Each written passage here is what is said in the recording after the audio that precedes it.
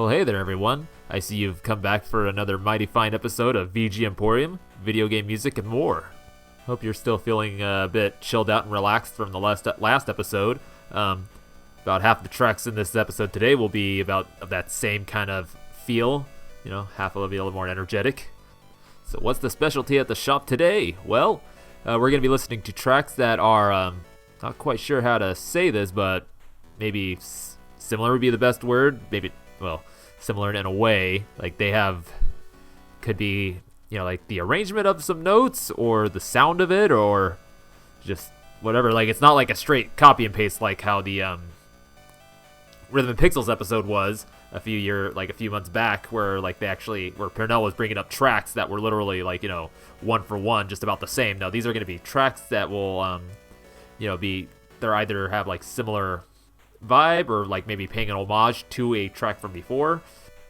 Like maybe, for example, this track may not be the best example, but the rest of the tracks I have come in pairs. So I decided to start off with a track that sounds like a song from the 70s that I believe is about the month of September. I'll let you figure that out. But the name of this track is Dungeon 2 from Dungeon Explorer, composed by Tsukasa Masuko. And as you may have been able to tell from those crunchy tones, this is from the PC Engine or TurboGrafx 16 as we know it here in the States. And what this game is a dungeon crawling, hack and slashing action RPG style game made by Atlas. Has a top-down perspective. Think less Zelda and more Gauntlet.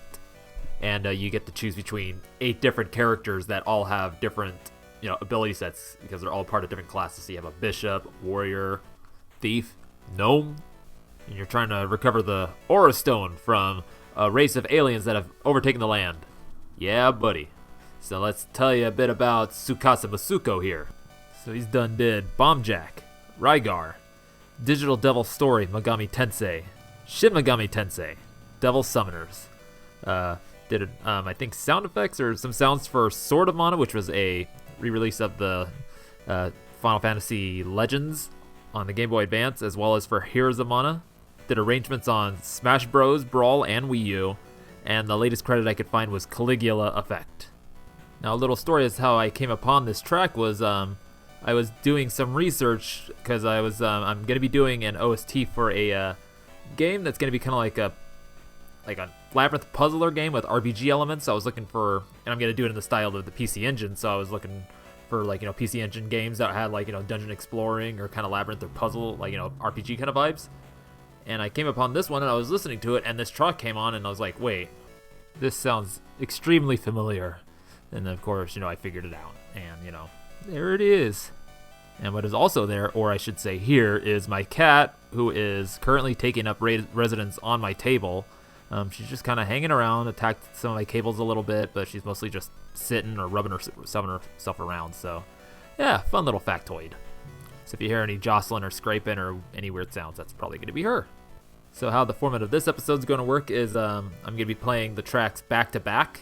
So I'll be playing first the first song, which was has the original idea, and then the song after it, which will have the either it's an homage or borrowing from it, or has just similar whatever that similar kind of thing. So with that, let's get on to our first duo, which is kind of one of the more obvious ones if you're really familiar with the RPG music and all. So the first of this set is Secret of the Forest from Chrono Trigger, composed by Yasunori Mitsuda.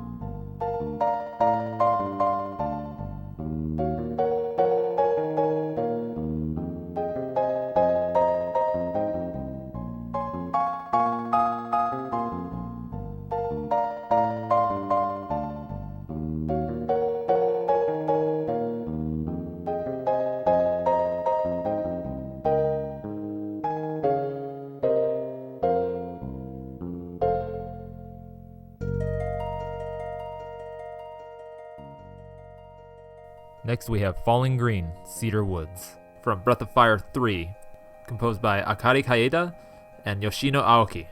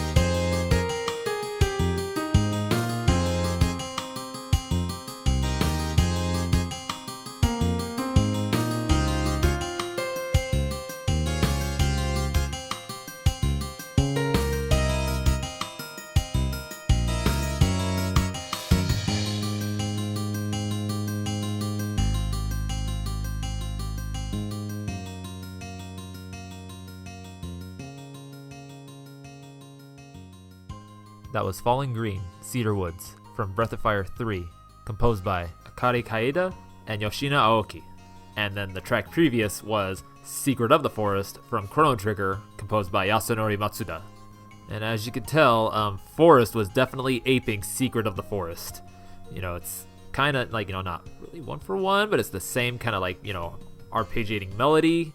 And then the way how the second half kind of breaks down, it's that kind of same kind of ethereal, piano-ish kind of sound, but still slightly its own thing. Just very much, these two, Yoshino Aoki and Akira Kaida, just very much just like being inspired by and appreciating Yasunori Mitsuda's amazing work from Chrono Trigger. And I believe I've talked about all 3 of these composers previously, so I'm not gonna, go into that full dive there, And to let you on a little secret, I've actually never played Breath of Fire 3, unfortunately.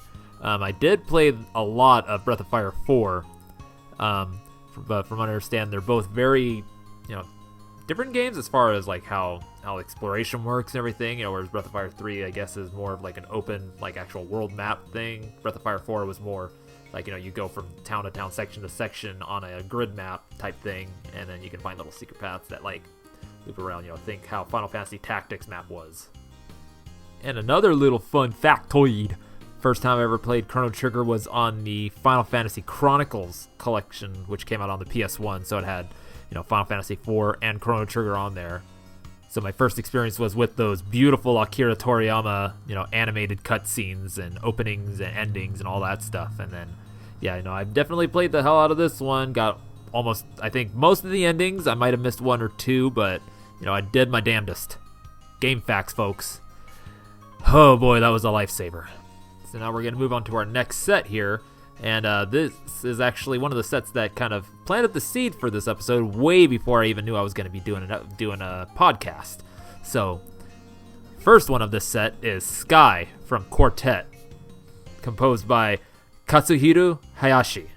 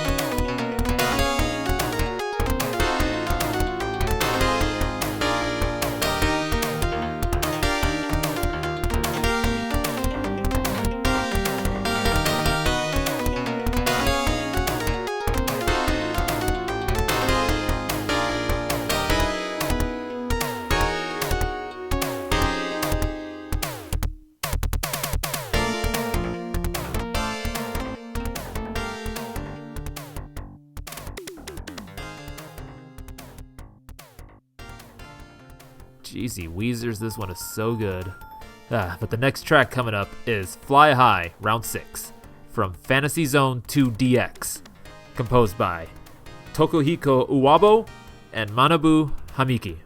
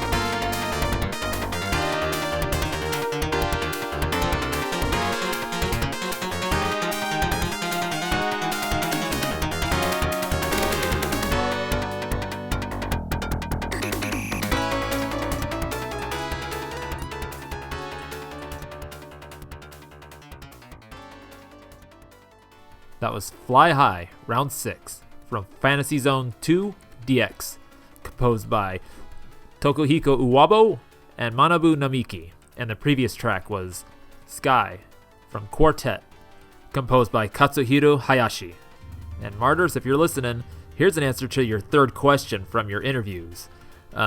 These two tracks, back to back, is something I can listen to on loop, non-stop, because they're just both so good in their own ways. And now, whereas the previous set were RPGs, so one RPG taking inspiration and homage from a previous RPG, these set are actually two Sega games. So Quartet came out before this game, the Fantasy Zone 2 DX, and it's just Sega Sound Team just pulling those magical shenanigans, just referencing and homaging to a previous game, and just enhancing it in a way, but also just like being its own thing, and including those. If you kind of listen carefully, you'll hear those whistles showing up every once in a while. That's kind of like from one of the other tracks of Quartet. It's just like that kind of care that comes up from these composers. Speaking of which, I got a mouthful for you. Okay, so Katsuhiro Hayashi. He has done Zaxxon, Super Hang On, Galaxy Force 2, and Gain Ground. So Tokuhiko Uwabo has done Fantasy Zone on the Sega Master System, which was one of my first games as well. Alex Kidd in Miracle World, Phantasy Star 1 and 2, Sorcerian Mega Drive port, Columns in the arcade, and as well as sound director for Sonic 3 and Knuckles. And so Manabu Namiki has done Bomb Jack Twin, Battle Garega, Armed Police Batch Rider, Beatmania 2 DX, 13 Distorted, Trauma Center 2, Gradius, Contra, and Castlevania Adventures Rebirth, and the Dodon Pachi series. Just three powerhouse composers. Katsuhiro with Galaxy Force 2, that fucking just like mad, just bass sample, jazzy goodness. Tokuhiko Uwabo with Phantasy Star soundtracks. I mean, how can you go wrong with that? And then, Manabu Namiki with, Battle Garega. Just those piano stabs all over the place and just craziness. Oy, boy, oh wowie. And I've never played Quartet. I've only seen gameplay of it. I've only found it through the music, again through BGM rips, where I've discovered so much of my music. And then as for Fantasy Zone, as I said, the first one was one of my first games for my Sega Master System, and I enjoyed it. I never actually got to play this version of it. I think I emulated the Fantasy Zone 2 on an emulator, but I've never actually played Fantasy Zone 2 DX.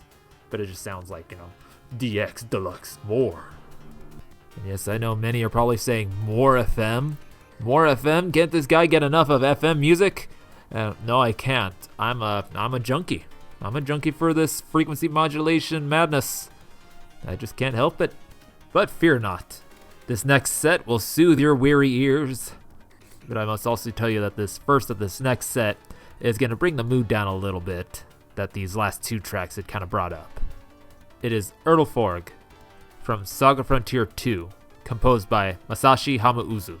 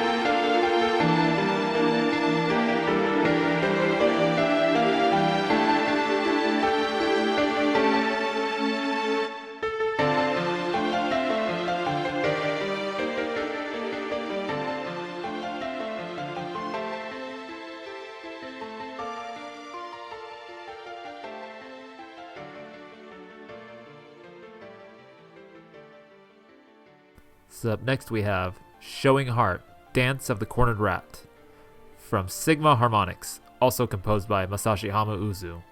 And this one is definitely going to lift the mood back up a bit.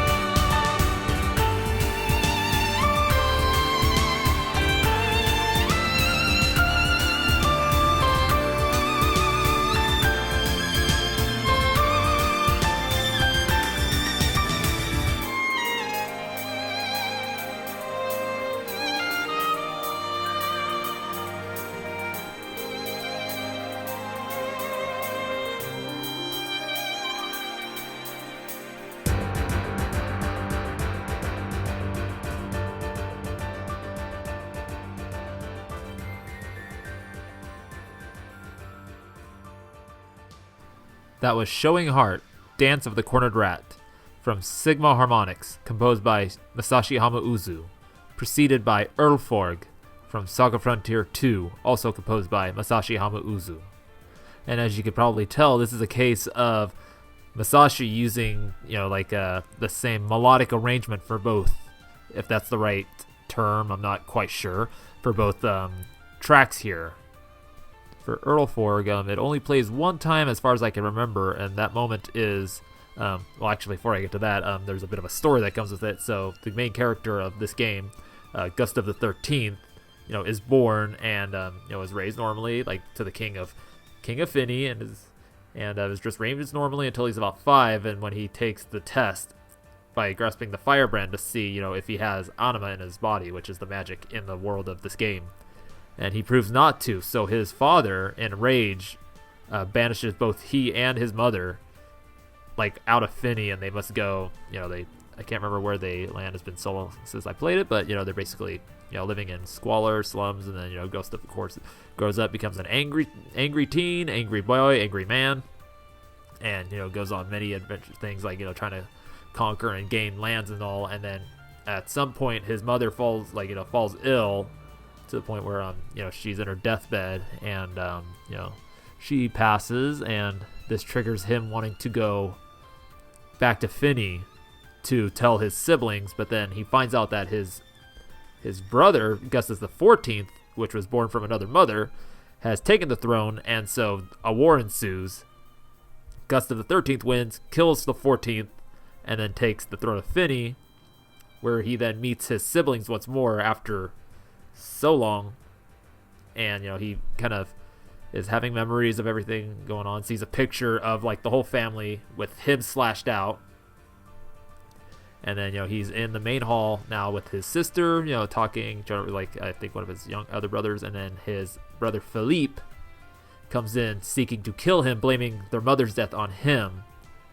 But at that moment, whatever like latent like lingering anima like of their mother's spirit like had resided in Gustav comes out and tells Philippe to and all the siblings to forgive Gustav. It was not like nothing was his fault, and this music plays throughout that whole scene, and so it's kind of poignant because the music itself is very like sad, somber, just full of emotion, and kind of makes you feel that scene. Now, Showing Heart. Now, this is one of many battle themes for the game Sigma Harmonics. Though, from what I understand, it's how it works is like you have a normal battle theme, but then you can, like, depending on how, like, the mode you're in or, like, triggering something, the battle music will change, and then how you fight or, like, how the situation plays out changes. I think it's, like, a card-based thing. And that's as far as I know. And now, Masashi Hamauzu, I brought him up in my first episode, and so I've already gone over the games that he's done and talked a little bit about him. But, the big ones that stand out are, of course, his contributions to Final Fantasy X, and then his doing the whole entirety of Final Fantasy 13. And he is actually one of the first actual composers I was kind of, like, becoming aware of, because, like, I love the music of Saga Frontier 2, and then when I found out who did it, I was like really got into him. So it was like my gateway into finding out there's names behind the music to these video games. And so now we're getting to our last set, and this is kind of one of my more recent discoveries as far as these kind of like similarity homage type things. So and it's gonna be more FM, sorry, but it is another RPG. So hey, there you go. This next track is Theme of Adol, or Theme of Adol, from Ancient Ys Vanished Omen, or Ys Book 1. This is the PC 88 version composed by Yuzo Koshiro.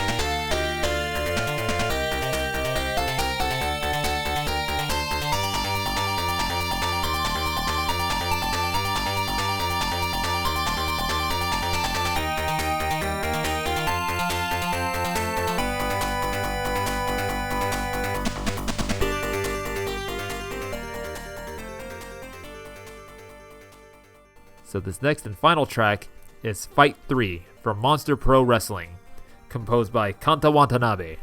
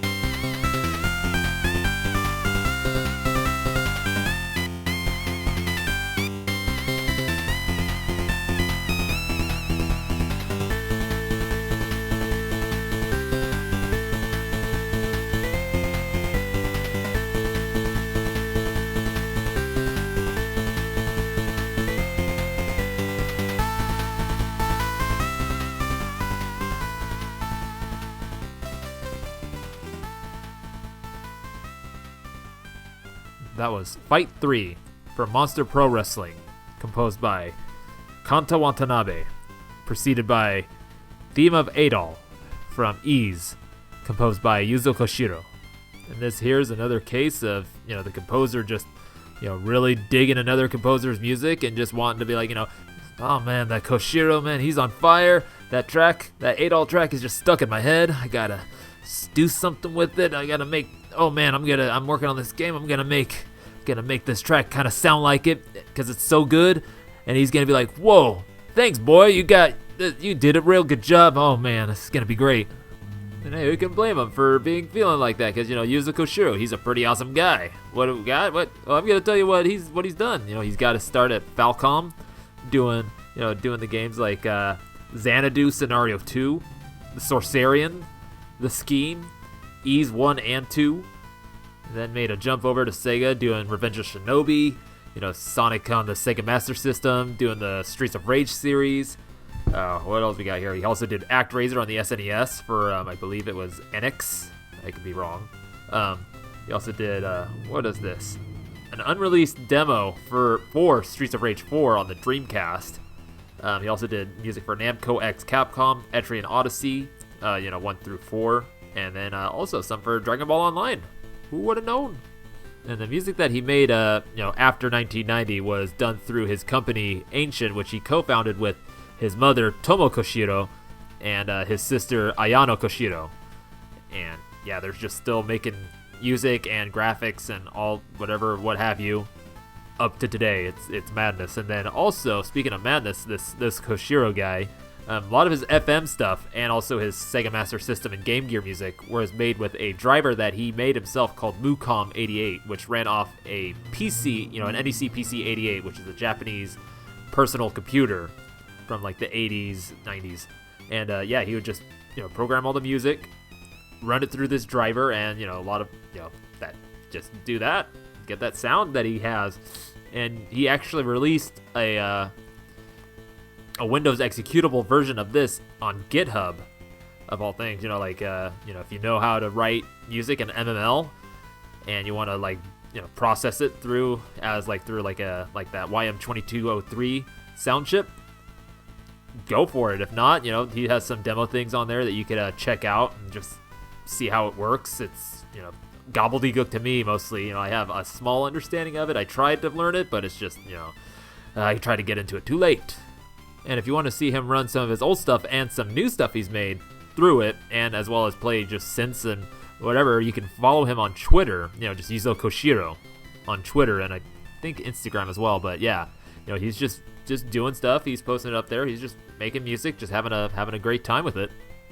And every once in a while, you'll see some cross conversation between him and other VGM composers. It's like, for example, Alberto Albi Jose Gonzalez, and it's just kind of a cool thing to see. And now moving on to Kanta Watanabe, they've also done music for Vastness, Himitsu no Hozono, and Panzer Bandit. And then for programming, he's also did programming for Panzer Bandit, did Sylphid the Lost Planet, Wario World, and did directed Voice Paradise. That's about as much as I could find on him. So unfortunately, not as much Watanabe love here. Yep, I just said lub. What does that make me think of? Looking Panub in all the wrong places. Looking Panub. Oh dear Buckwheat, we miss you dearly. But yes, what can I tell you about these games? Not much, unfortunately. I haven't played either. I might have emulated. No, I haven't. Yeah, Ys, I don't know. All I know is that, you play as Adol, red-haired protagonist, and you bump into things. And depending on how many times you bump into them and how much health you have, you win. And then as far as Monster Pro Wrestling, I'd imagine it's just that thing. You choose a monster, you go out and you wrestle, and you just get into it. Bam! And with that, I think we're going to bring this episode to a close. But, I just want to say, with music, there's always the chance of, somebody accidentally not quite copying, but, having, a melody from another song, they've heard and listened to and they enjoyed, kind of just being in there. And then when they're writing their own song, it'll maybe have some bits and parts of that one, or, kind of the melodies similar to what that was. And, like I said, sometimes it's unconscious. Sometimes it's somebody who wants to pay an homage to something that they love. And then sometimes it's just a composer that like that structure of a song that they had made but wanted to do it in a different mood. That's kind of one of the cool things about music is that, there's just always somebody kind of taking one thing from the past and putting their own spin on it, and then, keep repeating. Somebody will take that and make their own spin on it. Somebody will take that and just do their own thing to where at the point it's almost unrecognizable from what that original source was, and maybe even eventually comes back to that original source, because everything is circular, as they say. It's all weeble wobbly. But quite honestly, I'm just kind of blowing the wind out of my face here, because I really don't know what I'm talking about. And before we go, I just kind of I realized that I had forgotten that it was St. Patrick's Day on the day that the last episode released, but the next episode, which is coming up, I believe will be close to April Fool's, and I have quite the silly idea for you folks that you're going to enjoy. I just know it. I guarantee it. I'm not going to be pulling any rogues out from under you or jerking your knee. No siree bop. No plans there to do such a thing. So thank you for tuning in to VG Emporium, video game music and more. You can find it on all the social medias, Twitter, Instagram, on all the podcatchers like Spotify, Stitcher, Apple, and Google Podcast, and then as well as on Facebook, which is linked to my Rage Cage, which you can also find my name, Rage Cage, RAYJ, KAYJ, on Twitter, Instagram, Facebook. If you want to check it out, I have a SoundCloud. I make some chip tunes. They're not, nothing too spectacular, just stuff I just kind of blurk out of my head. And hey, if you have any instances of your own of these doppelganger VGM tracks, send them my way to vgemporium@gmail.com. And I'd love to hear that stuff. And hey, have yourselves a great day.